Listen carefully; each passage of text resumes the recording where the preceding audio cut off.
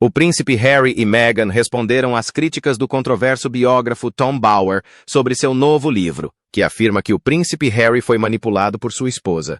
Tom Bower acaba de revelar 10 verdades incômodas sobre o casamento de Meghan Markle, que permaneceram ocultas por anos. Segundo Tom, esses detalhes explicam por que o casamento de Meghan com o príncipe Harry se tornou um dos mais controversos da história da realeza britânica moderna. Então, quais são exatamente essas verdades perturbadoras e por que todos estão falando sobre elas agora? Junte-se a nós enquanto desvendamos as 10 verdades desagradáveis sobre o casamento de Meghan. Verdade desagradável número 1. Ela perseguiu um príncipe. A história de como Meghan Markle perseguiu o príncipe Harry começou logo após o fim de seu primeiro casamento. Em 2013, o relacionamento de Meghan Markle com o produtor de cinema Trevor Engelson chegou ao fim. E, segundo Tom Bower, aquele momento não apenas encerrou um capítulo, como redirecionou completamente o foco dela. O que se seguiu foi uma ascensão constante a um mundo diferente. Meghan começou a frequentar eventos mais privados e a passar tempo em círculos sociais que incluíam pessoas ricas e influentes. Isso representou uma mudança clara em relação ao foco exclusivo na atuação. Sua atenção se voltou para o contato com pessoas influentes, especialmente aquelas ligadas à alta sociedade britânica. Segundo o relato de Bower, ela se tornou mais criteriosa em relação ao tipo de pessoas com quem se associava e aos lugares que frequentava, construindo relacionamentos que poderiam levá-la além do cinema e da televisão.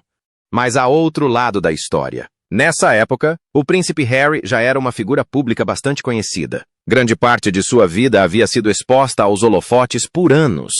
A perda da princesa Diana teve um impacto duradouro sobre ele e moldou a forma como as pessoas o viam. Ele era frequentemente descrito como alguém que lutava com as limitações da vida na realeza e nem sempre correspondia às expectativas.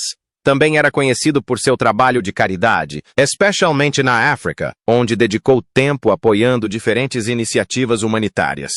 Quando Meghan foi apresentada a ele em 2016 no Soho House, por meio de um contato em comum, Bower sugere que ela já entendia esses detalhes.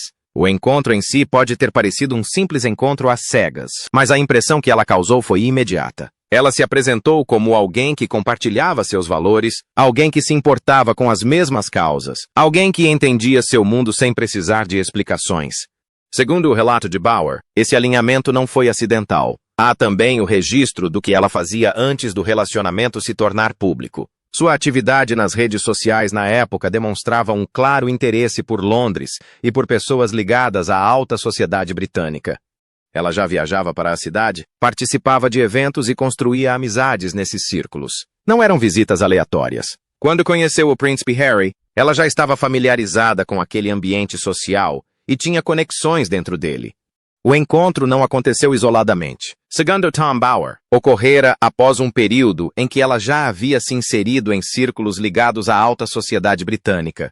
Além da influência que Meghan exercia sobre o príncipe Harry, há outra verdade desagradável sobre o casamento deles que deixou todos em choque.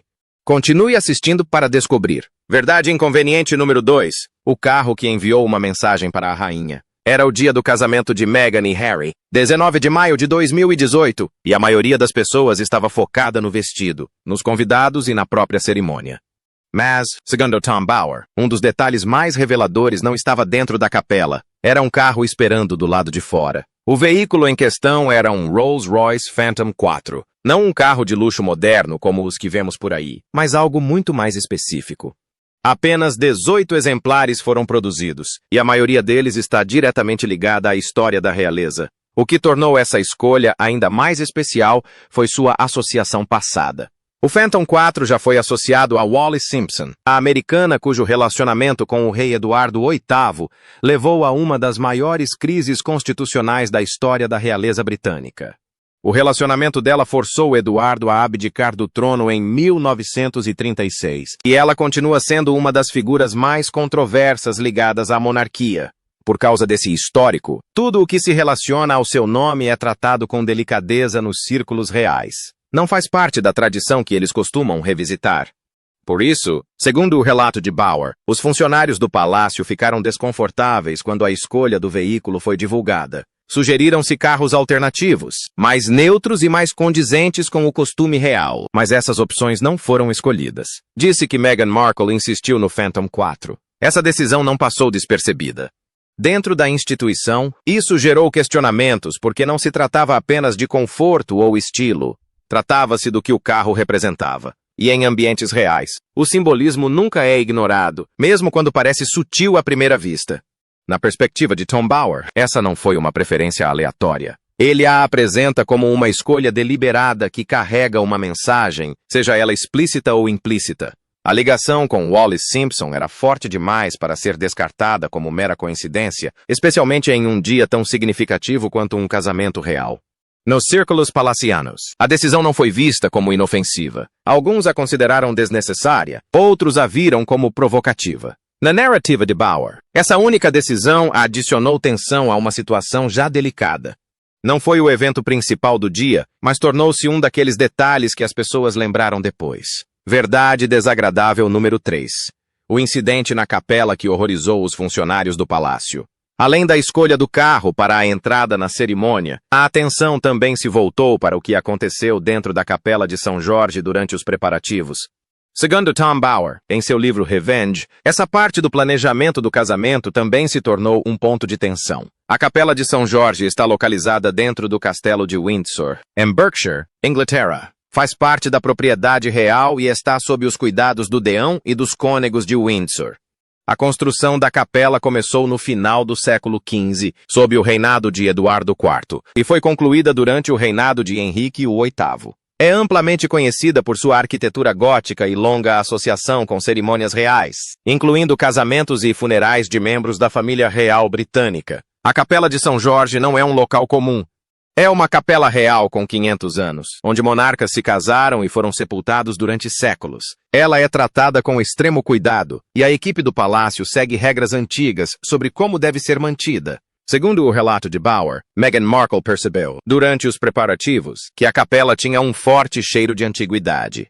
Em seguida, foi feito um pedido para melhorar o aroma antes da chegada dos convidados. Segundo ele, a sugestão foi borrifar aromatizadores de ambiente Glade dentro da capela. Para contextualizar, locais como a Capela de São Jorge são classificados como espaços religiosos consagrados pela Igreja da Inglaterra. E agora, creio que a verdadeira história, ao longo dos últimos 5 anos, é como eles buscaram fazer fortuna. Por isso, a manutenção e a limpeza são normalmente realizadas com métodos de preservação aprovados, em vez de produtos comerciais que possam afetar a estrutura ou a atmosfera do edifício. Para os funcionários do palácio, esse pedido não foi aceito. A capela é um edifício histórico consagrado e o uso de aromatizadores de ar comerciais em seu interior contraria a forma como esses espaços são normalmente tratados. O pedido teria sido recusado. Bower escreve que a recusa gerou frustração, com a equipe descrevendo a situação como tensa, assim que ficou claro que o pedido não seria atendido. Do ponto de vista da equipe, a Capela de São Jorge não é tratada como um espaço para eventos comum. Ela faz parte da tradição real, e até mesmo pequenas alterações em seu interior são geralmente abordadas com respeito à sua história. É também um dos locais mais seguros e rigorosamente controlados dentro do Castelo de Windsor, utilizado apenas para eventos de importância nacional ou real. Na versão de Bower, esse incidente aumentou a tensão crescente durante os preparativos do casamento. No entanto, de acordo com Tom Bower, esse não foi o único momento difícil relacionado ao evento. Há outro incidente que ele descreve que muda completamente tudo o que você sabe sobre Meghan Markle. Verdade incômoda número 4. A caminhada até o altar que nunca foi o que parecia. No momento em que Meghan Markle entrou na Capela de São Jorge, em 19 de maio de 2018, o mundo viu algo cuidadosamente planejado e instantaneamente icônico. Ela apareceu sozinha na primeira parte da caminhada até o altar. E esse detalhe rapidamente se tornou um dos momentos mais comentados de todo o casamento real. De acordo com o relato de Tom Bower em Revenge, essa escolha não foi acidental.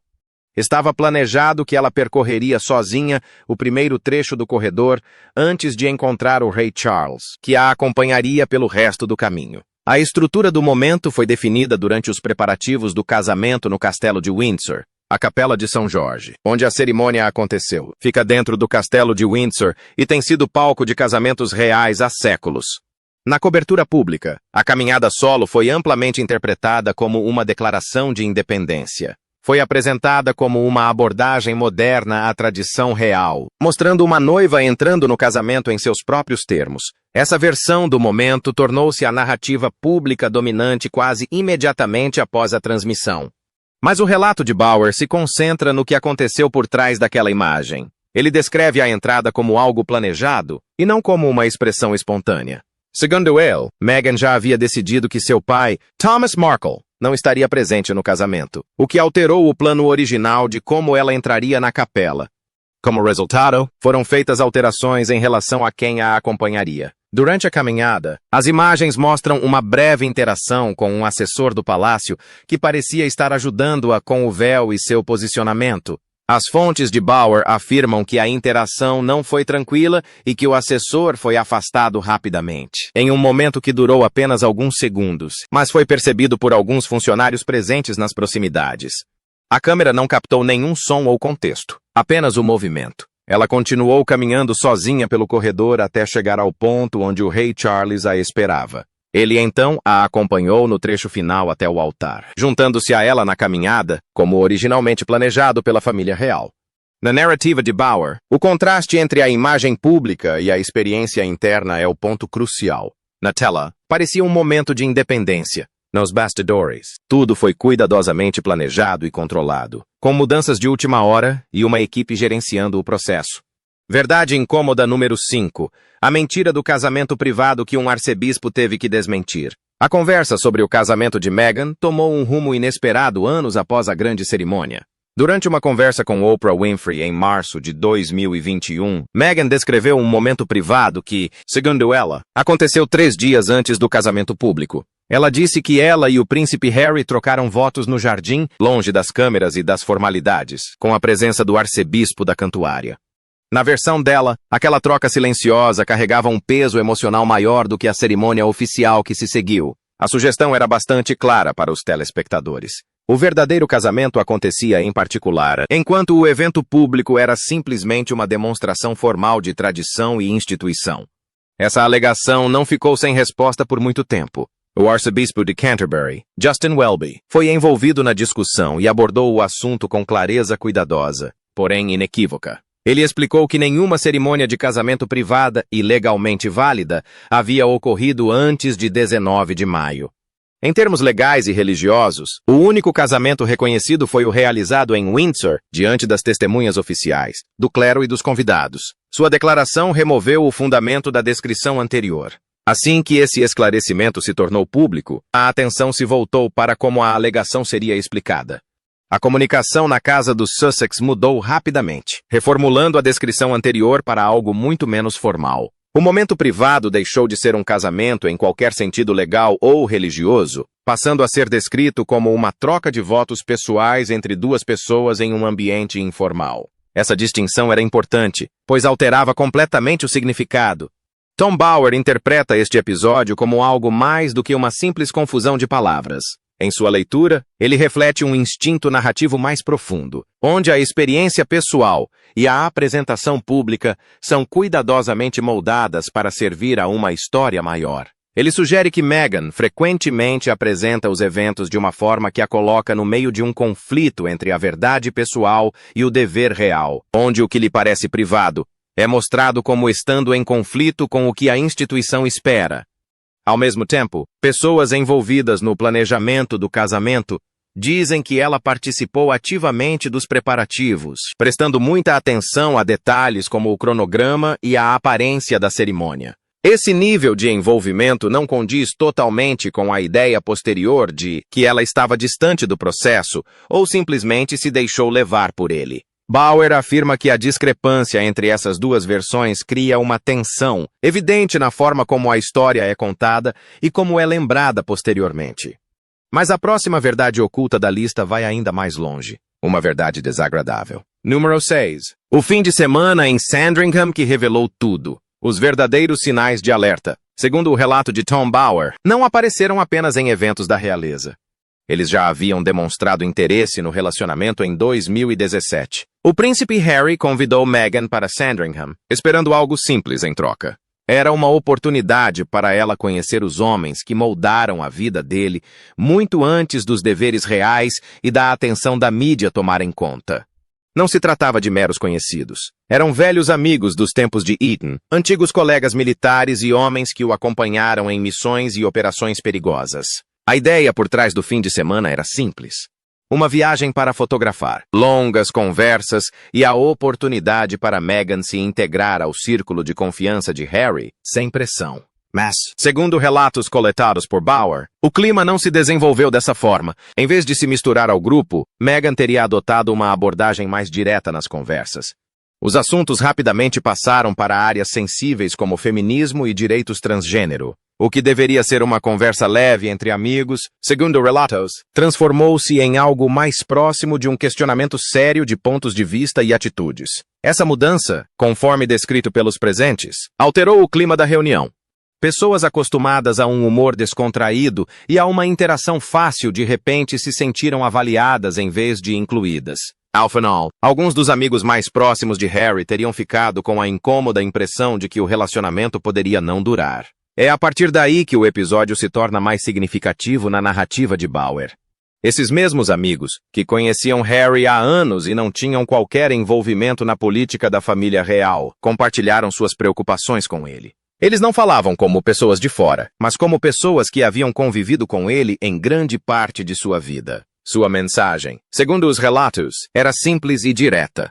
Eles não acreditavam que Meghan fosse a pessoa certa para ele. A resposta de Harry, no entanto, marcou uma virada. Em vez de aproximar essas amizades em seu novo mundo, o distanciamento começou a aumentar. Com o tempo, o contato com esse círculo íntimo diminuiu. Alguns desses amigos estiveram ausentes de importantes eventos da família real, incluindo o jantar após o casamento, em 2018, no Castelo de Windsor. Da perspectiva de Bauer, isso não foi apenas uma mudança social. Foi um rompimento gradual de laços antigos que antes sustentavam o mundo pessoal de Harry. Sétima verdade desagradável. Thomas Markle, o pai que foi afastado da cena. Uma das partes mais desagradáveis do casamento de Meghan, segundo o relato de Tom Bauer, foi a ausência de seu pai na cerimônia. A ausência de Thomas Markle na Capela de São Jorge, no Castelo de Windsor, em 19 de maio de 2018, não foi apenas uma lacuna familiar na lista de convidados. Tornou-se, segundo Bauer, uma situação cuidadosamente planejada que moldou toda a imagem pública do dia. Inicialmente, a história fora dos muros do palácio girou em torno da confusão e das complicações de última hora. A ideia apresentada era de que uma crise familiar pessoal simplesmente impossibilitou a presença. Mas o relato de Bauer desvia o foco do acaso e o coloca nas decisões tomadas a portas fechadas, muito antes do dia do casamento. Thomas Markle, um ex-diretor de iluminação de televisão, é descrito como alguém que não se encaixava na imagem impecável que estava sendo construída em torno do casamento real. Na visão de Bauer, não se tratava apenas de tensão pessoal entre pai e filha. Envolvia também a aparência, e como cada detalhe seria recebido por uma audiência global que assistia a um dos eventos reais de maior destaque na história moderna. Conforme o casamento se aproximava, a situação se tornava mais delicada. Segundo informações da Bauer, o príncipe Charles interveio e encorajou Meghan a fazer as pazes com o pai. A intenção, conforme descrito, era simples. Uma conversa direta ou uma reconciliação poderia ter amenizado a crescente tensão e evitado o desconforto em torno de sua ausência. Mas esse esforço não alterou o resultado. Em vez disso, a explicação que se seguiu apontou para preocupações com a segurança como a razão pela qual Thomas Markle não compareceria. No entanto, aqueles envolvidos nos preparativos, segundo as fontes de Bauer, não se convenceram totalmente com esse raciocínio. A sensação era de que a direção da decisão já estava definida e que a explicação veio depois do ocorrido, e não antes. Doria Ragland, mãe de Meghan, foi a única presença da família. Ela chegou ao Reino Unido pouco antes do casamento e ocupou seu lugar dentro da capela. Fora esse acordo, Thomas Markle e o restante da família Markle estiveram completamente ausentes da ocasião. Independentemente de o relato de Bauer ser preciso ou a explicação pública sobre relações familiares tensas ser mais plausível, uma coisa é certa: algo não estava bem nos bastidores. E essa nem é a parte mais surpreendente da história do casamento de Meghan. A próxima revelação de Bauer muda completamente o cenário. A oitava verdade incômoda. a batalha da tiara e a resposta inesquecível da rainha. Um dos momentos mais comentados em torno do casamento de Meghan, segundo o relato de Tom Bower, foi a chamada disputa pela tiara. Superficialmente, o episódio foi frequentemente reduzido a uma simples desavença entre noivas, o tipo de tensão de última hora esperada antes de uma grande cerimônia real. Mas Bower o apresenta como algo muito mais sério, um conflito silencioso de autoridade que chegou até a própria rainha Elizabeth. Meghan teve acesso a diversas peças da coleção real, cada uma com sua própria história e regras rígidas de acesso. Entre elas estava a tiara Kokoshnik de esmeraldas, uma peça impressionante com pedras verde escuras e uma longa tradição real. No entanto, funcionários do palácio expressaram preocupação sobre sua origem e adequação, apontando para detalhes obscuros em sua história e questões delicadas relacionadas à sua origem. Segundo informações da Bower, Meghan demonstrou uma forte preferência por aquela tiara específica. O pedido, porém, não foi atendido sem problemas. O protocolo do palácio, supervisionado pela estilista da rainha Elizabeth, Angela Kelly, deixou claro que o acesso a certas peças era rigorosamente controlado e não permitia a escolha pessoal. Foi aí que a tensão começou a aumentar, porque as expectativas de ambos os lados não coincidiam. O príncipe Harry teria intervido durante a discussão, posicionando-se firmemente ao lado de Meghan. Ao defender a preferência dela, ele teria feito a declaração, agora amplamente repetida, de que Meghan consegue o que quer. No entanto, dentro do ambiente do palácio, essa mentalidade não era bem vista. As decisões da realeza, especialmente aquelas que envolviam joias históricas, não eram tratadas como pedidos pessoais, mas como questões de tradição e hierarquia. Nesse ponto, a rainha Elizabeth teria intervido diretamente. Segundo fontes de Bower, ela conversou com Harry e deixou claro que Meghan não teria liberdade de escolha irrestrita. A decisão caberia à instituição, não à preferência individual. A tiara escolhida para ela seria uma das aprovadas e disponibilizadas. Aquele momento, como Bower descreve, representou mais do que uma simples discordância sobre joias. Verdade incômoda número 9. A reviravolta no choro de Kate. Como uma mulher inocente foi transformada em vilã. De todos os momentos da entrevista de Meghan com Oprah, uma alegação se destacou e se espalhou rapidamente. Foi a história de que Kate, a duquesa de Cambridge, fez Meghan chorar durante uma discussão sobre os vestidos das damas de honra antes do casamento real. Tom Bower considera este um dos pontos de virada mais importantes na forma como o público via as pessoas da família real. Segundo Meghan, o problema começou com uma discordância sobre os vestidos. Ela disse que a situação se tornou emocional e a levou às lágrimas durante um período muito estressante que antecedia o casamento. A forma como a história foi contada fez Kate parecer insensível, enquanto Meghan pareceu magoada e sozinha durante os preparativos para um dos dias mais importantes de sua vida. A história se espalhou rapidamente. Os veículos de comunicação repercutiram o caso e muitas pessoas formaram opiniões fortes quase que imediatamente. Mas Kate não se manifestou publicamente. Esse silêncio fez com que apenas uma versão dos fatos fosse amplamente divulgada. O relato de Bower apresenta uma versão diferente, baseada em pessoas que supostamente estavam presentes na sala.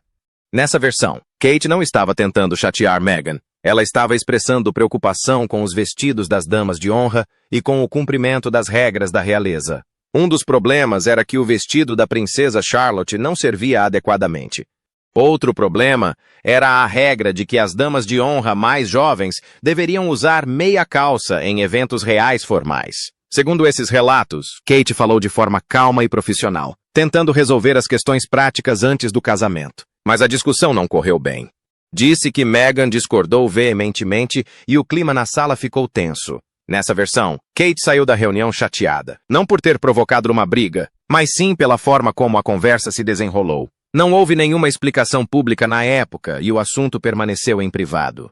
Mais tarde, na entrevista com Oprah, Meghan contou sua versão da história novamente, e ela alcançou uma enorme audiência global. Como Kate não pôde se defender publicamente, a história permaneceu unilateral aos olhos do público. Para Bower, a questão principal não é apenas o que aconteceu, mas como a história foi contada. Ele acredita que Kate não conseguiu responder, então apenas a versão de Meghan foi ouvida, e isso moldou a forma como as pessoas viam Kate. Mas, além de tudo isso, Bower revelou a última e desagradável verdade sobre Meghan, e é aquela que ninguém esperava. Verdade desagradável número 10. O dossiê do assédio moral. O documento que Meghan mais teme. A alegação mais explosiva no relato de Tom Bower sobre o casamento de Meghan é o que ele chama de dossiê do assédio moral. Em 2021, o Palácio iniciou uma investigação formal sobre alegações de comportamento abusivo. A investigação analisou queixas de funcionários que trabalharam em estreita colaboração com Meghan durante o período em que ela atuou como membro sênior da família real. De acordo com fontes da Bower, o material coletado durante esse processo era sério e profundamente perturbador. Alguns funcionários relataram sentir-se sobrecarregados e alguns teriam chegado às lágrimas durante o período em que trabalharam lá. Outros relatos mencionaram pressão constante na comunicação diária. Mensagens enviadas de madrugada, às vezes por volta das 5 horas, foram descritas como exigentes e difíceis de responder. Os funcionários, segundo esses relatos, sentiam que estavam sendo tratados de uma maneira que deixava pouco espaço para discussões profissionais normais. Com o tempo, isso gerou medo e exaustão no ambiente de trabalho. A investigação oficial não foi divulgada integralmente. O Palácio declarou que o assunto permaneceria em sigilo para proteger os envolvidos.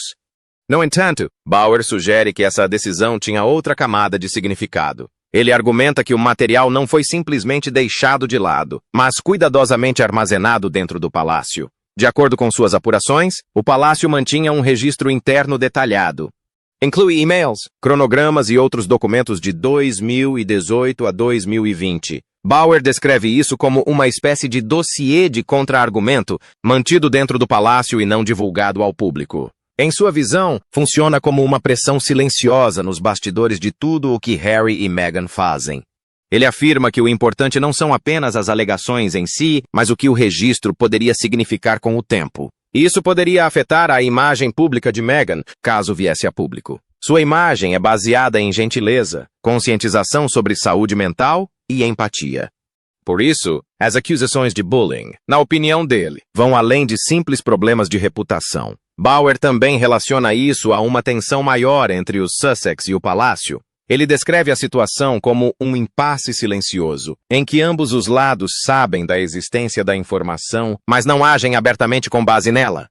Por isso, cada entrevista ou declaração pública parece mais delicada, já que sempre há algo nos bastidores que não foi revelado. Você acredita nessas 10 revelações de Tom Bower sobre o casamento de Meghan Markle? Compartilhe sua opinião nos comentários abaixo. Não se esqueça de curtir e se inscrever no nosso canal. Além disso, clique no próximo vídeo na sua tela. Você não vai querer perder.